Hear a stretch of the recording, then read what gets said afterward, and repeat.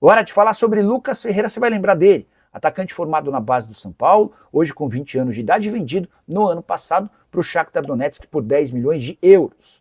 Nos últimos dias, surgiu a especulação de que ele poderia voltar ao Brasil para jogar no Corinthians, no Cruzeiro, no Galo ou no Bahia. Bora te atualizar sobre cada um dos casos. O Corinthians não tem nenhuma capacidade de investimento no Lucas Ferreira, embora tenha tentado a contratação do atleta na janela de janeiro por empréstimo. Na oportunidade, o Shakhtar disse que não tem a intenção de emprestar. Um negócio só poderia acontecer diante de uma proposta definitiva.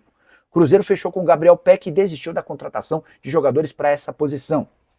O Atlético também só teria a condição de levar essa história adiante se conseguisse o Ferreira por empréstimo, enquanto o Bahia é aquele com capacidade financeira, mas ainda sem proposta. A tendência é que o Ferreira permaneça no Shakhtar, até porque o clube ucraniano ainda aposta no jogador, apesar da primeira temporada por lá bastante discreta.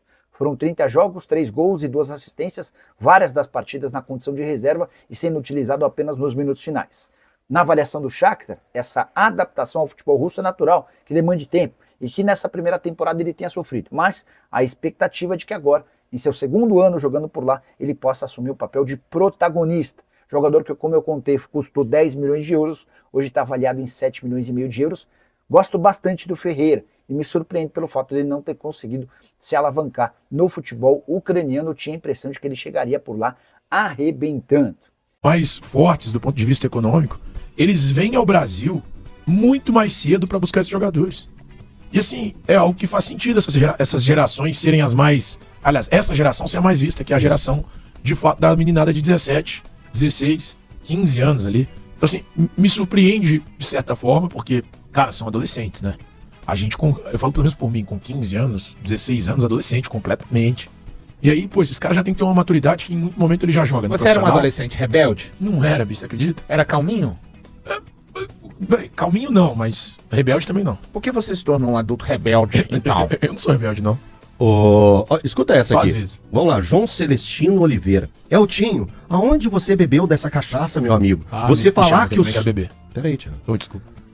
Eltinho, onde é que você bebeu essa cachaça, meu amigo? Você falar que o Sub-17 do Galo presta. Aí você tá de brincadeira com a gente que é torcedor. Aí não, viu? Me ajuda aí, né? Isso é uma porcaria demais. Cara, esse é o grande problema, tá vendo? Cara, eu agradeço muito essa mensagem, João. Falando igual ritmo conselheiro amoroso, estão vendo isso aqui, ó? Todos aqui, ó. É exatamente isso. É exatamente isso. Olha como que eu comecei a construir. As cobranças, elas devem ser medidas. E o que é o objetivo principal do Sub-15, do Sub-17, do Sub-20? Revelar grandes talentos para a instituição. E não... Aí ele pode estar falando por quê? Porque perdeu um título pro Atlético Paranaense jogando dentro de casa. Isso. Não é isso que mas tem o título jogo, não. Conquistado pra cima do Grêmio depois de ter tomado uma goleada. Exato, então tem que ter as suas valias. Para mim, a grande conquista e a prova que o Atlético está no caminho certo com o Sub-17 são 5 atletas na seleção brasileira. Então, não é o Eltinho que bebeu cachaça, então. Então, é a Confederação Brasileira de Futebol com todos os seus gestores que beberam a mesma cachaça que eu. Porque viram qualidade no Samuel, lateral direito, viram qualidade no Gomide, volante, viram qualidade no Vinícius, meio campo, viu qualidade no Riquelme e viu qualidade no Gabriel. Então, não sou eu que estou bebendo cachaça. Ou será que quem está bebendo cachaça é quem procura, na base, somente conquistas e não o reconhecimento de grandes talentos? Acham que a todo tempo a base vai revelar um Estevão, um Vitor Roque, um Hendrick. Não é assim. Esses 5 agora que foram convocados, se daqui a pouco nenhum desses 5 forem utilizados pelo Atlético, o mercado do futebol, o clube gasta muito dinheiro. O clube investe muito em jogadores que às vezes ficam 10, 12 anos, 14 anos no clube. Então, é claro que o mundo ideal é você formar, utilizar no próprio clube. Esse cara tem uma capacidade de ser útil ou de ser uma estrela no profissional e depois vender. Mas a maioria não consegue nem ser utilizada nos próprios clubes. Aí eu acho que é um processo que tem muito mais a ver com a tal transição que no Brasil, para mim, só um clube é capaz de fazer hoje a transição do Sub-20 das categorias de base para o profissional. Esse clube se chama Palmeiras. E nenhum outro é tão bem trabalhado quanto o Palmeiras. Os outros fazem de maneira emergente, quando o elenco principal começa a não dar respostas, lesões acontecem, aí começa a puxar os garotos da base de qualquer forma. Mas assim, gente, não vão surgir apenas estrelas, não são todos que são revelados. Eu fico imaginando, né? Se você que fala que tem que acabar com a categoria de base, tem que fechar o sub-20, ou do Atlético, ou do Cruzeiro, ou dos dois, sub-17 não... Cara, você tá achando que o seu clube vai aguentar viver dos mecenas o tempo inteiro, e só de jogadores experientes vindos de outros clubes? Cara, sem a base não há salvação. É para qualquer clube no mundo. No mundo. Aí você pega os grandes, aí você pega o Real Madrid, que o Florentino Pérez agora tá maluco com o Olise. Mas tem a categoria de base do Real Madrid que revela... Lá eles têm uma categoria de base. O Real Madrid tem, sabia? O Barcelona, eu nem vou comparar o Barcelona, porque o Barcelona pensa futebol de uma forma completamente diferente do Real Madrid. Dois clubes, né, da Espanha, para quem quiser considerar, como dizem os próprios catalães, né, a Catalunha não é a Espanha, mas não vou entrar nesse viés político agora aqui, porque estamos falando de futebol. La Masia revelou o Lamine Yamal, o Messi, o Xavi, o Busquets, o Fábregas, o Puyol, o Piqué, o Sergi. Então, assim, né, esse caminho que muitas pessoas pensam, a base não serve. Se não tiver um lateral direito, se não tiver um camisa 5 aí pra servir o Atlético na base, pode fechar as portas. Não, gente, não pode fechar, não. Não é assim que a coisa funciona. Os jogadores precisam de serem formados, oportunizados em momentos propícios. É uma conversa que essa turma que acha que a base não presta pra nada, é sempre ruim, vocês não têm paciência pra isso. Mas vivem pedindo, por exemplo, pegando o exemplo aqui do Atlético. Não é possível que não pode colocar o veneno. E eu entendo muito quando um Domingues da vida segura, porque pede o veneno, coloca o veneno, nossa senhora, isso aí... veneno dá em essa nada, base do né? Atlético não tem jeito mesmo, não. Né? Essa turma não tá pronta pra isso. Aliás, você citou o veneno aí no final da sua explanação. Quando terminou o jogo da derrota pro Atlético Paranaense, Sim. Eu vi, tá na internet, cola lá, stalkeia e leia. Assim, eu vou te dizer que o Twitter é o lixo das redes sociais, uma desgraça total. Não era não, mas ficou. No Twitter era só veneno é bagre, esse veneno não joga nada, pipoqueiro, é um bagre, o sub-17 do Atlético, e aí os caras me marcando assim, cadê o sub-17 que você falou que era tudo isso e tal? Tá escancarado na cara de todo mundo. Só basta ter um pouco de boa vontade pra ver. E outra coisa, esse movimento de agenciamento que foi feito pela carreira do Gabriel Veneno, você acha que ele é em vão? Nossa, Você acha que os caras dessa agência, você acha que esses caras olharam pro Veneno e pensaram assim, vamos investir nesse bagre aí, pra ver o que dá? Só tem bagre nessa agência, né? Você já só viu bagre. o Riquelme jogar? Já, bom jogador. Demais. Torinho. Não. Assim, qualidade não parece, qualidade, parece né? que ele tá acima da Lógico, categoria dele. lógico. Né? E aí você vai, pra turma não ficar com raiva, diz, tá falando só. Não. Juan Gabriel. Olha é isso que eu ia dizer Gabriel. agora. Olha o Ele tá sub-17 furando do a Cruzeiro. bolha do sub-20. Olha o que o Cruzeiro nos últimos... E aí tem muito do trabalho do Ronaldo, pra falar que eu não sou injusto, né? Obrigado. Porque eu sou...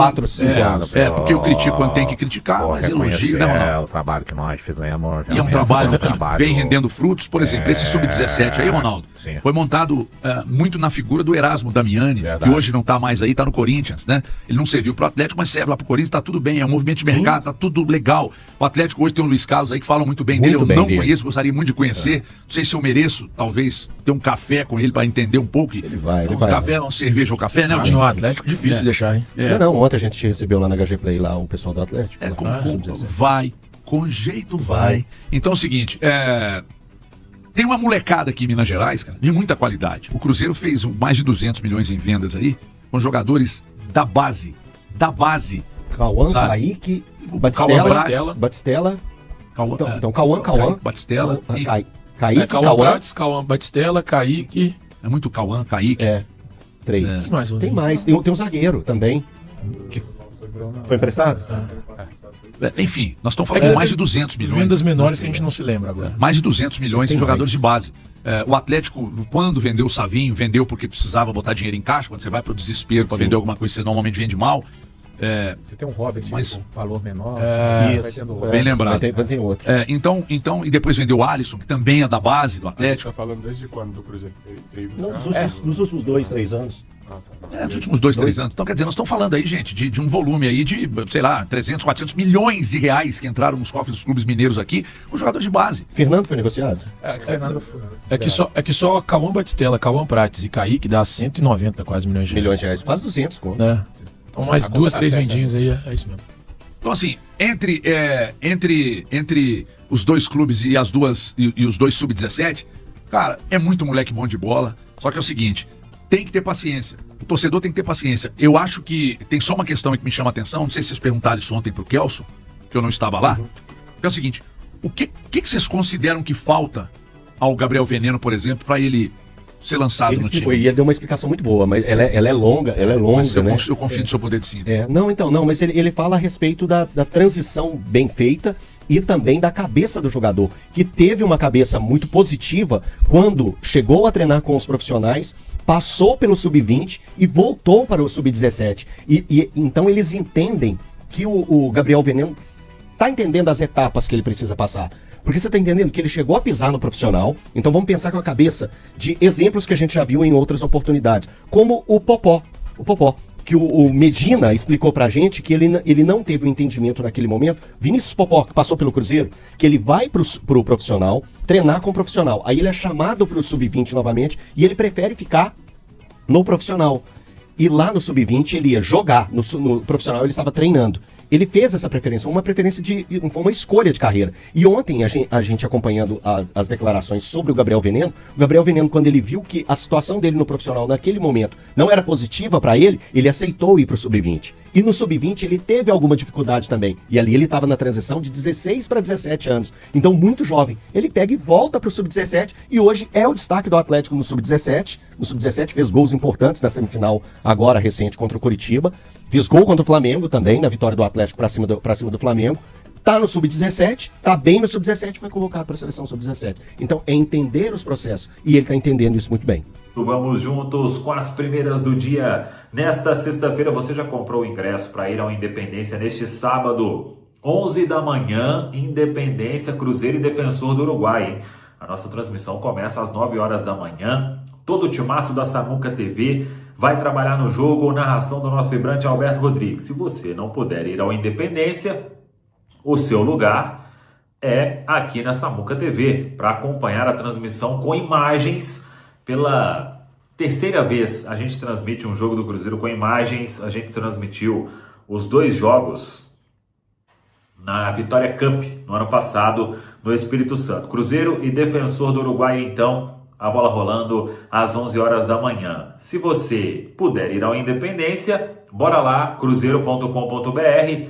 Tem a venda de ingressos rolando, R$20 o preço cheio, R$10 a meia entrada, condição especial para sócio, mais de 10 mil ingressos já comercializados. Teremos um ótimo público no amistoso no Independência. Não tem a facial, hein?